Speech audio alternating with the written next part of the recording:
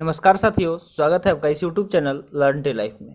आज है 13 अप्रैल और इस सेशन में द हिंदू एडिटोरियल का वोकेबलरी कवर करते हैं।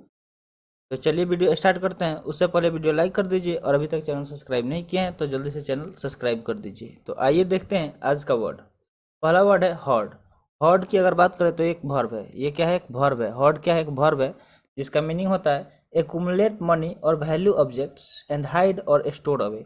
देखिए, एक्यूमुलेट मतलब क्या होता है? किसी चीज को इकट्ठा करना। तो यहाँ पे हॉर्ड का मतलब क्या हो रहा है कि मनी यानी कि पैसा हो, ठीक है, या कोई भी वैल्यू ऑब्जेक्ट यानी कोई महंगा चीज हो, ठीक है, जिसका कीमत बहुत ज़्यादा हो, लाइक डायमंड हो गया, सोना हो गया, ठीक है। तो उन सारी चीज़ को क्या करना? इकट्ठा करना या और उसको छुपा के रखना, ठीक है, या कहीं अलग क्या कर देना, उसको स्टोर कर देना। तो हर्ड मतलब आप समझ गए कि इकट्ठा करना किसी चीज़ का जो क्या हो, जिसका वैल्यू ज़्यादा हो, जैसे मनी हो गया या फिर कोई भी वैल्यूड ऑब्जेक्ट। अगर इसका सिनोनिम्स देखा जाए तो स्टोर हो सकता है, एमास हो सकता है, स्टॉक अप हो सकता है या फिर हेड अप हो सकता है, ठीक है। ये सारे क्या हो गए? इस वर्ड के सिनोनिम्स होगा। अब देखते हैं नेक्स्ट वर्ड। तो नेक्स्ट वर्ड क्या है? रेज। रेज की बात करें तो ये भी क्या है? एक वर्ब है। रेज क्या है? ये भी एक वर्ब है जिसका मीनिंग होता है कंप्लीटली डिस्ट्रॉय ए बिल्डिंग, टाउन और अदर सेटलमेंट। देखिए, किसी चीज को क्या कर देना? पूर्ण तरह से डिस्ट्रॉय कर देना, बर्बाद कर देना या तबाह कर देना, ठीक है, या नष्ट कर देना। जैसे कोई बिल्डिंग हो गया, कोई टाउन हो गया या कोई भी सेटलमेंट हो गया, ठीक है। सेटलमेंट मतलब जहाँ मतलब लोग सेटल होते हैं, ठीक है। तो उसको क्या कर देना? पूर्ण तरह से डिस्ट्रॉय कर देना, जिसका हिंदी मीनिंग परास्त करना हो सकता है, ठीक है। अगर सिनोनिम्स देखा जाए तो डिस्ट्रॉय, डिमोलिश या फिर रूइन हो सकता है। ये सारे क्या हो गए? इसके सिनोनिम्स, डिस्ट्रॉय, डिमोलिश और रूइन। अब देखते हैं नेक्स्ट वर्ड। तो नेक्स्ट वर्ड क्या है? प्रोलिफेरेशन। क्या है? प्रोलिफेरेशन। देखिए, लास्ट में आई ओ एन आ रहा है, यानी कि आई ओ एन जिस भी वर्ड के लास्ट में आता है वो नाउन आइडेंटिफाई होता है। अगर इसका मीनिंग देखा जाए तो मीनिंग हो सकता है rapid increase in the number और अमाउंट ऑफ समथिंग, यानी किसी चीज के मात्रा में क्या होना? अचानक से बढ़ोतरी होना, ठीक है। रैपिड इंक्रीमेंट आ जाना किसी चीज के अमाउंट में, ठीक है। तो इसका हिंदी मीनिंग क्या हो सकता है? प्रसार, फैलाव, यानी किसी चीज के में मतलब प्रसार होना या उसमें फैलाव आना, ठीक है। तो प्रोलिफेरेशन मतलब आप समझ गए कि क्या है? प्रोलिफेरेशन मतलब किसी चीज में प्रसार या फैलाव होना, ठीक है।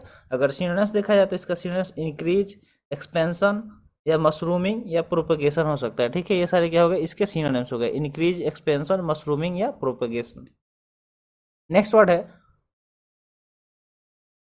मॉकरी। क्या है? मॉकरी। मॉकरी की बात करें तो एक नाउन है। मॉकरी की बात करें तो क्या है? एक नाउन है जिसका मीनिंग होता है एन एब्जॉर्ब्ड मिस रिप्रेजेंटेशन और इमिटेशन ऑफ समथिंग, यानी कि किसी चीज का क्या होना कि मिस रिप्रेजेंटेशन होना, ठीक है।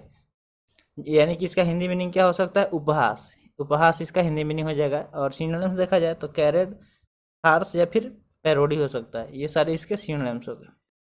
नेक्स्ट वर्ड है इम्बार्गो। इम्बार्गो की बात करें तो एक नाउन है। इम्बार्गो क्या है? एक नाउन है जिसका मीनिंग होता है an official ban on trade और other commercial activity with a particular country. देखिए, इम्बार्गो मतलब क्या होता है कि किसी चीज़ पे बैन लगा देना, ऑफिशियली बैन लगा देना, ठीक है, ऑन ट्रेड या ऑन अदर जो भी कमर्शियल एक्टिविटी है, किसी क्या होना, किसी पार्टिकुलर कंट्री पे बैन लगा देना। जैसे आप देखे होंगे जब रशिया यूक्रेन वार चल रहा है तो बहुत सारे देश ने क्या कर दिया है? ऑफिशियली बैन लगा दिया है ट्रेड पे और कॉमर्स पे। किस पे? तो रसिया पे, ठीक है। तो आप इम्बार्गो से ऐसे आप समझ सकते हैं इसको रिलेट करके। अगर इसका हिंदी मीनिंग देखा जाए तो प्रतिबंध होता है, यानी बैन मतलब आप जानते हैं कि प्रतिबंध होता है। तो यहाँ पे स्पेशल पर्पस क्या हो जाएगा? कमर्शियल एक्टिविटी या फिर ट्रेड।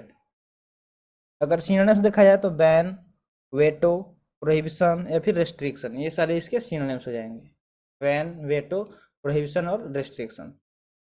नेक्स्ट वर्ड देखिए तो नेक्स्ट वर्ड क्या है? हेक्टर।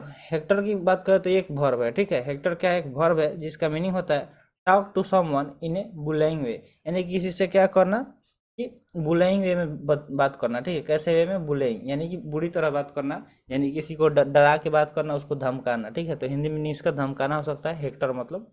अगर सिनोनिम्स देखा जाए तो बुल्ली, इंटिमिडेट या फिर काउ, ये सारे क्या हो गए? इसके सिनोनिम्स हो गए। अगर देखा जाए नेक्स्ट वर्ड तो नेक्स्ट वर्ड क्या है? अनफेटर्ड। अनफेटर्ड की बात करें तो एक एडजेक्टिव है। अनफेटर्ड क्या है? एक एडजेक्टिव है जिसका मीनिंग होता है अनरिस्ट्रेंड और अनइनहिबिटेड, जिसका मतलब होता है मुक्त। यानी कि जो अनरिस्ट्रेंड हो या अनइनहिबिटेड हो तो वो कैसा हो जाता है? मुक्त हो जाता है। तो अनफेटर्ड मतलब क्या हो गया? मुक्त। ये मुफ्त लिखा गया है, ये क हो जाएगा, ठीक है, मुक्त हो जाएगा, ठीक है, नॉट मुफ्त, मुक्त। आज़ादी समझते हैं, मुक्ति, तो वही। सिनोनिम्स की अगर बात करें तो सिनोनिम्स इसका क्या हो सकता है? तो अनरेस्ट्रिक्टेड हो सकता है, यानी किसी चीज़ पर से बैन हटा देना। अनचेक्ड, फ्री या अनइम्पीडेड। ठीक है, ये सारे इसके सिनोनिम्स हो जाएंगे। अब देखते हैं नेक्स्ट वर्ड। तो नेक्स्ट वर्ड क्या है? फ्लेटर। फ्लेटर की बात करें तो ये एक वर्ब है। फ्लेटर क्या है? एक वर्ब है जिसका मीनिंग होता है lavish praise and compliments on someone often insincerely and with the aim of furthering one's own interest.